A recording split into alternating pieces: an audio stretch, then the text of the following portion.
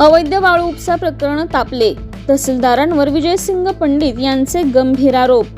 अवैध वाळू उपसा प्रकरणावरून राजकीय वातावरण चांगलंच तापलेलं असून विजयसिंग पंडित यांनी तहसीलदारांवर गंभीर आरोप केले आहेत। जिल्ह्यात मोठ्या प्रमाणावर अवैध वाळू उपसा सुरू असताना प्रशासनाकडून प्रभावी कारवाई होत नसल्याचा दावाही त्यांनी केला।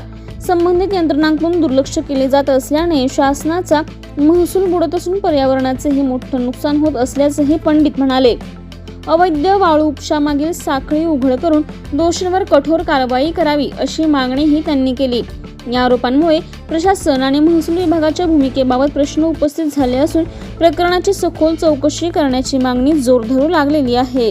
किंवा श्री क्षेत्र राक्षस भवन आपण 3.5 पीठापैकी त्याला आपण समजतो। त्या ठिकाणी ते पुरातत्व विभागाकडे ते तो परिसर, तो मंदिर, तो घाट असतानाही मोठी मोठी यंत्रसामुग्री आत्ताच्या घडीला सुद्धा स्वतः तहसीलदार गेवराई त्या ठिकाणी उभा राहून तिथं हजारो ब्रास रेतीचं वाळूचं उत्खनन करतायत। गेवराई पंचायत समितीच्या माध्यमातून त्यांना 1400 घरकुल लाभार्थ्यांची यादी दिली गेलेली आहे।